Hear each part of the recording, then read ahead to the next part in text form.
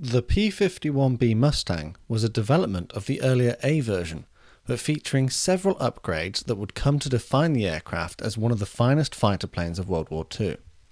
The lessons learned from this version would go on to influence the design of the D version, which is one of the most recognised variants of this aircraft. Join me on the workbench for this video as I build and review the P-51B Mustang in 1/72nd scale from Mistercraft. Hi, I'm Matt and you're watching Model Minutes. Before I start the video, a quick shout out to my patrons. The contributions these guys make go directly into keeping the channel going, so a massive thank you to you. Take a look at the links under the video in order to learn more about becoming a patron and what it gets you. A quick word of warning before I start building. Please remember that adult supervision may be required due to the use of sharp tools and toxic paints and chemicals. I previously completed an in-box review of this model kit, so to find out what is included in the kit, take a look at that video. For this video, I'll primarily be focusing on the build of the model.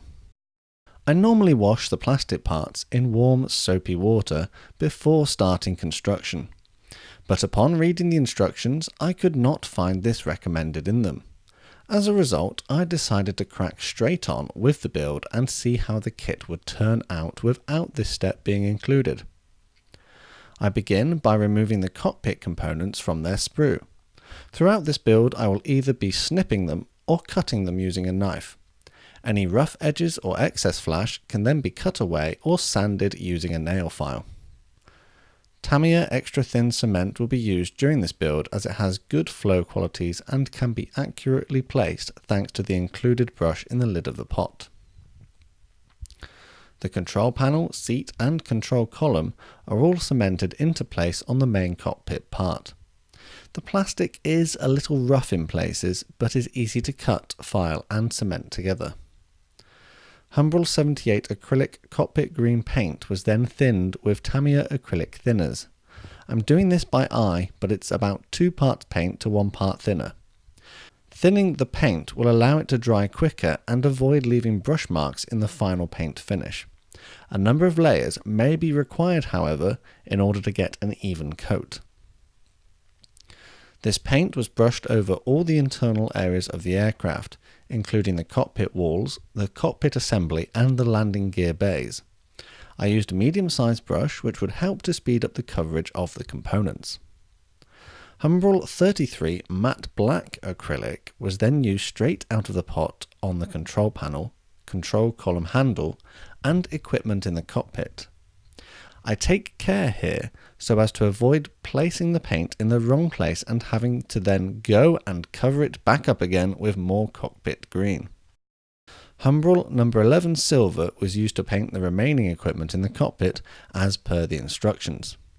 I'm using a finer brush here to accurately place the paint. A decal for the seatbelts is included on the decal sheet. As this build goes forward, I end up hating these decal sheets, as the transfers are all printed really close to each other and it makes it difficult to remove them. More on the decals later. Having carefully cut the decal out, it was then soaked in warm water until the transfer started to release from the backing paper. I'm using Humbrol decal fix on the pilot's seat, which will help soften the decal and help it stick to the surface correctly. I carefully slide the transfer off the backing paper, but unfortunately did end up tearing one of the straps away from the rest of the decal. This wasn't too bad though, as I managed to position it to make it look like it hadn't been broken. After some careful manipulation, I added more decal fix to the decals, which would really help them to wrap around the pilot's seat and stick correctly. I quite like that this decal was included, as I don't often see seatbelts included in the less expensive 1/72nd scale kits. That being said, no decal was included for the control panel, so I guess it swings and roundabouts. It's worth mentioning that there is a little picture of the control panel front in the instructions, which looks like it could be cut out and stuck in position, but the instructions don't tell you to do that. Next, I remove the fuselage halves and clean them up. There is a bit of flash on these parts and a bit of work will be needed to remove it. The cockpit assembly can then be cemented into the grooves in one half of the fuselage. and then the other half sandwiched over the top. There are some slight alignment issues here, so be careful when cementing these parts together. The upper and lower wing surfaces were then also removed from their sprues and cleaned up. Again, there is a bit of flash in places, so some time will be needed to remove it. They can then be cemented together carefully, again ensuring the alignment is right before allowing the cement to cure. Slotting the wings into the fuselage is a reasonably straightforward affair. It should just slide under the air intake and snap into position. I initially found that this was not the case, as I had missed some flash that needed removing. So having removed that excess plastic, it then slotted in quite nicely. As you can see, there are some gaps where the fuselage meets the upper wings. I could solve this by using filler and sanding it smooth, but I've decided that I won't. I'm going to leave these imperfections in my build so that you might have a good idea of the build quality of this model when I get finished. The tail surfaces were the next parts to be added to the model. These required a little work to get them to fit into their slots correctly. I found that they didn't fit initially and they needed a bit of sanding down to get into their holes. The air intakes on the nose and belly of the aircraft can then be added. These are quite poorly moulded and don't fit quite well. The nose intake isn't too bad, but the belly intake has no moulded detail and was just a basic shape on my kit. With excessive modification of this part, you could make it look more realistic. Now I'm ready to begin painting. I started with Humbrol 128 US Compass Grey Satin Acrylic Paint. I thinned it with Tamiya acrylic thinners and used a medium thickness brush to paint all the undersides of the aircraft. I start with the lightest paint as it's easier to go over a light colour with a dark colour rather than the other way around if I make any mistakes. A few coats of this paint was needed to get a good even finish. Humbrol 155 matte olive drab acrylic was then thinned and used for the upper surfaces of the aircraft. Again, a number of thin coats was needed. At this point you can see that I've already painted some of the remaining components on the sprue. I will have done these at the time I was already using that colour paint. I'm removing all of the parts for the propeller here. Although not difficult to assemble, I have absolutely no idea why the blades are separate parts. The blades needed a bit of cleaning up to remove excess flash and then were cemented onto the spinner assembly. The problem with these being separate parts is that they can droop during installation, and also getting the correct angle at which to position them can be difficult. Having finished the prop assembly, I also feel as though the blades are a little off-centre to one another, something that could have been avoided had it been one complete part. I then used Humbrol 33 matte black to paint the prop blades. Here I'm using Humbrol 11 silver for the various parts that require it, such as the drop tanks, pylons and landing gear legs. Humbrol satin 135 acrylic varnish was then thinned with a little water and applied over the entire aircraft. This satin layer will act as the base for the decals and prevent them from silvering, which a matte layer can cause. With the varnish dry, it's now time to apply the decals. The eagle-eyed amongst you might be able to notice that I've painted the nose red. I've done this as per the paint scheme, but used Humbrol 60 matte scarlet acrylic paint. A few thin coats of this was required to get the desired finish. The decals have all been cut from their very close together positions on the paper, and then one by one are soaked into water until they start to release from the backing paper. The printing on these, particularly the white areas, is less than ideal, and they feel thin and papery, so a lot of care was taken whilst applying them. I used Decal Fix on the model both before and after the decal is applied to help soften it into the surface detail and appear painted on. Whilst you watch more of the decal application, I'd like to take a moment to talk about the decals and paint scheme instructions. Initially, in my unboxing video, I said there were 4 decal options. That is not entirely correct. Although the instructions include 4 paint schemes, only 2 decal options are actually included in the kit. This kit's serial number is C48. If you wanted the other 2 options, you'd have to get C46. Also, the instructions give the placement of loads of little labels and warning markings, but none of those are included. Or at least they weren't in my version. My final gripe about the painting instructions is that they are not very clear, particularly when it comes to the white painted stripes. Due to this confusion, I'm unsure whether my version should have them, so for now I'm not going to paint them, but would have the option to add them on at a later time should I wish.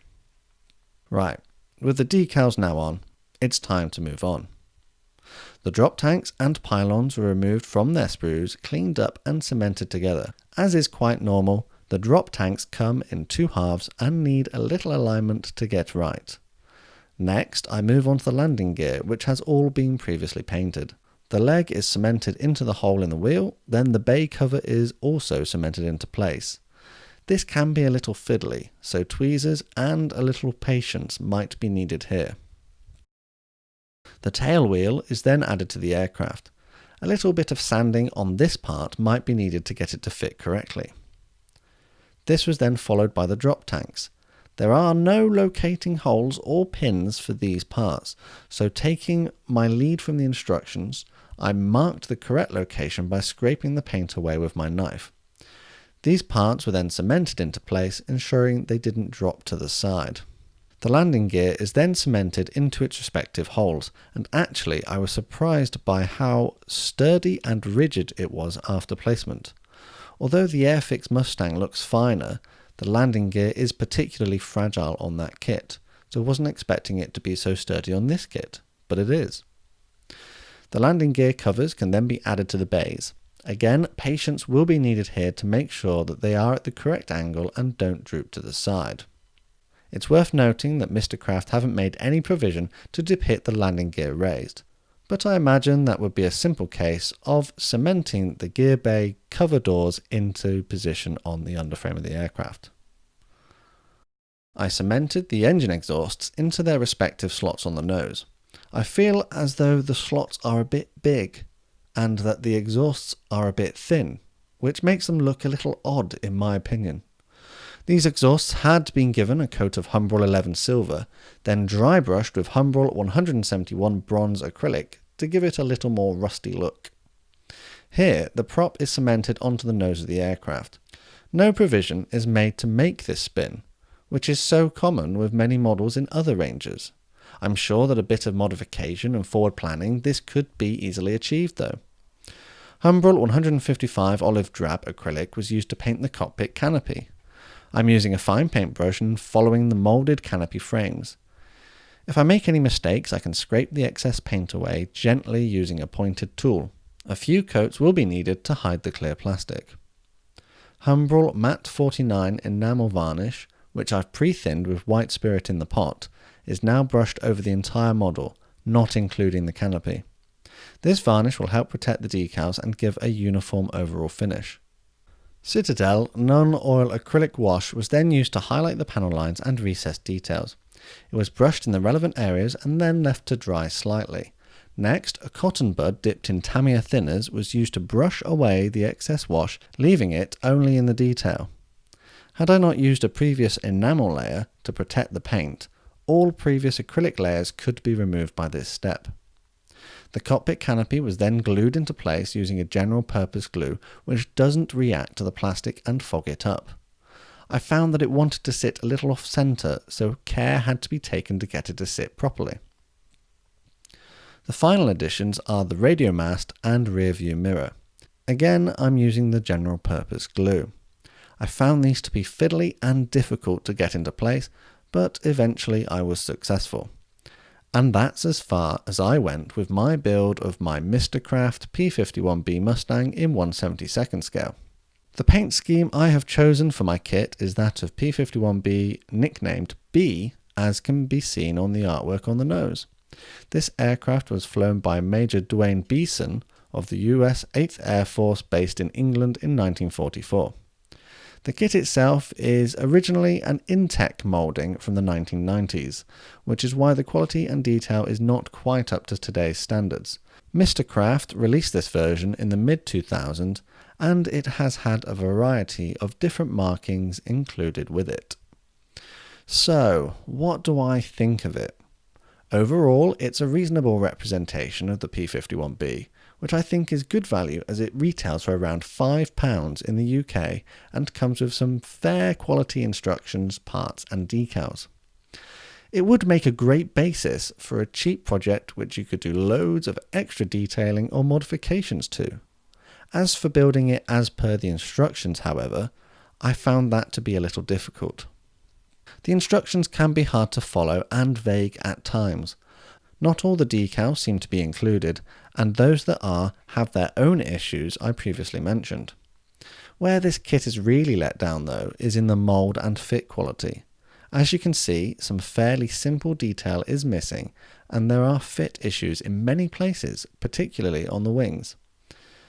These things aside, however, I had a good amount of fun building this kit, and it hasn't put me off trying any other Mistercraft kits. As always, please let me know what you think of my build, techniques and finished model in the comments below. I'm keen to hear any suggestions you might have for improvements, tips or other videos you'd like to see on my channel. All that's left to say is thanks for watching, and I'll see you all on the workbench again next time.